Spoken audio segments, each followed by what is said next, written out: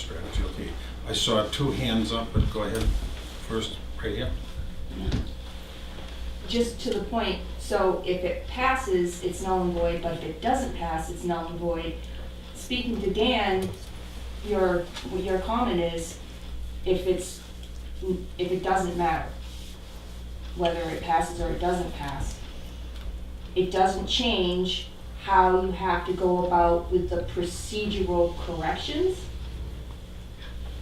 I think we're getting hung up or getting confused with the term null and void, which is not an accurate one. Okay. Okay, if Article 4 passes at the town meeting next Wednesday, it needs to be ratified in order to have legal force.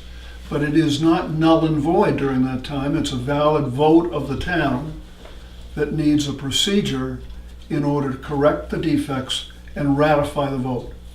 By a re-vote at the second town meeting, which would quote-unquote ratify it. The Am I following that revote correct? would actually be simply a one question, one article.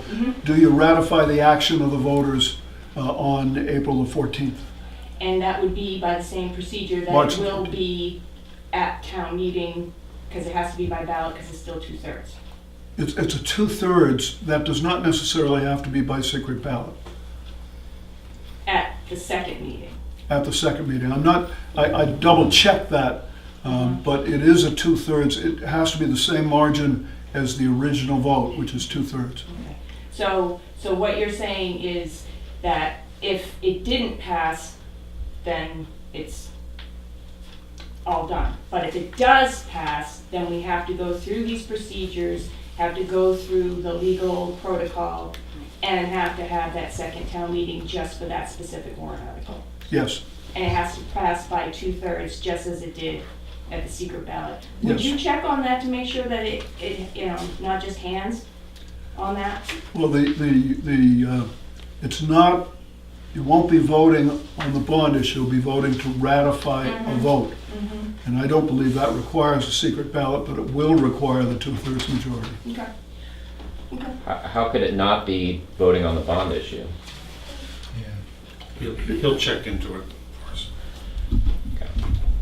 But if it fails on Wednesday, you're not going to call a special town meeting? That's a moot point. Another Well, they hand. could call a special town meeting at any time to try to get it through again.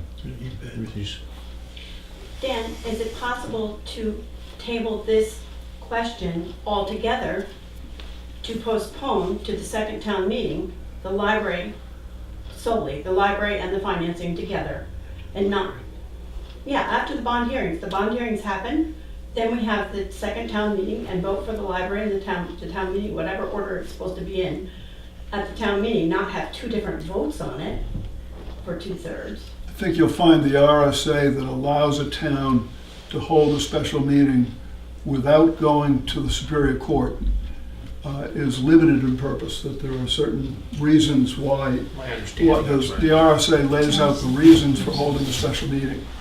And I'm sorry, what was that? The RSA what? there is an RSA that allows towns to correct a procedural defect, but it is a special meeting for the purpose of raising the bond issue and voting on the library issue would require, would at least require the approval of the Superior Court to have a special meeting for that purpose. The RSA that allows the procedural meeting does not include as one of its purposes to hold a special meeting for some other purpose. to table, correct. Or new business. Yeah. But Dan, what's going to happen with the town library building passes? We have the second town meeting and fix the financing, and then the library doesn't pass on the second round for whatever reason. How do you deal with the town people? I mean, we have different sides, different opinions. We're trying to make a solution to this problem that is fair. Fair. I don't know. Sounds crazy to me to vote twice. Well, I agree. Well, that was my question too, actually. Why do we even have to consider this next Wednesday? Why can't we just have the hearing and have another meeting? I think you'd have, to We wait can, until we can next check year. again with council, but I'm quite sure we're gonna find that the RSA that allows us to correct a procedural error is not a blank check to have a special meeting anytime you want. If you want a special meeting for some special purpose, it usually would be applied to the Superior Court. It's a special purpose, though. This is a Okay, special. folks, this is an issue that's going to be resolved because people are gonna ask and get an expert opinion on it, okay? Good question. Anything other than that topic? I don't know whose hand was up first. Is there anybody who has not spoken? Christie. I did. Okay, next hand. My point is unrelated to what we've been talking about here, but coming back to Jack's question about the lease, there's been some considerable discussion about leasing and what qualifies and what doesn't, and part of the confusion is the finance guys in the room are talking about capital lease, and that's where you have, except for this escape clause, we're buying the truck. We're just paying for it in another manner. So we're calling it a lease, but depending on the terms of the lease, it's basically you're financing it. So if you guys could come up with an explanation for the townspeople as to what constitutes the kind of lease that doesn't require you to have a hearing and the kind that does, I think that would be really helpful because I'll be happy to take a quick shot at it. The reason, in my understanding, that you need a supermajority for things like a loan over time or a lease is because we are binding future town meetings by the vote of the current town meeting.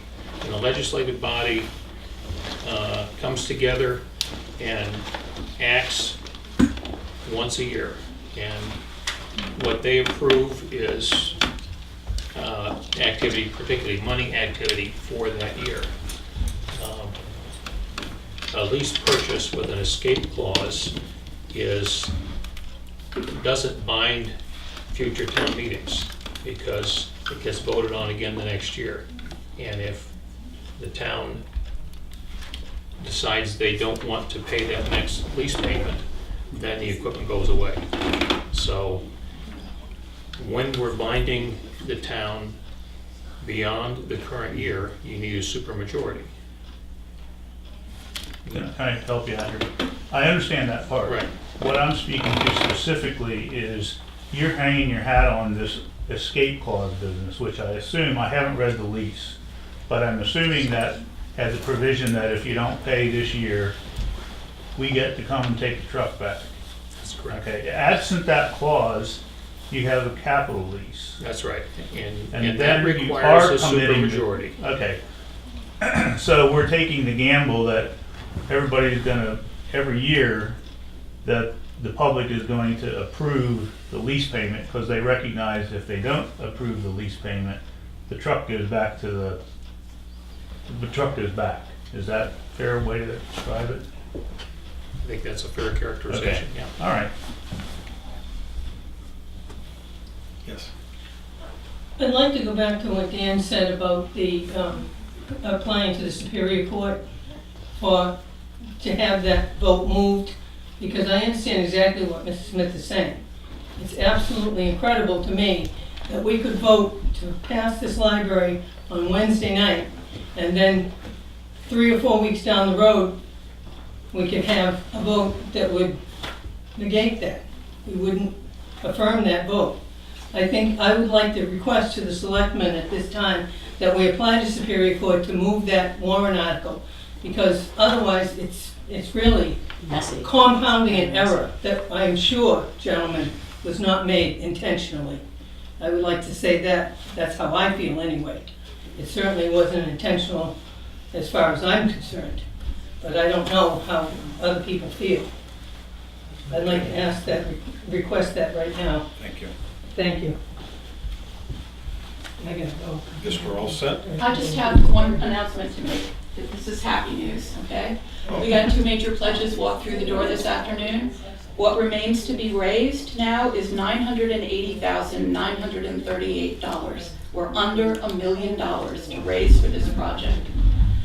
Sure would like to make it as easy as possible for it to happen. Any other business to come before the board? Is there a motion? Move we adjourn? Is there a second? All those in favor say aye. Aye. Thank you, everyone. Is it all over? I missed it. Let's not think spring, let's think summer.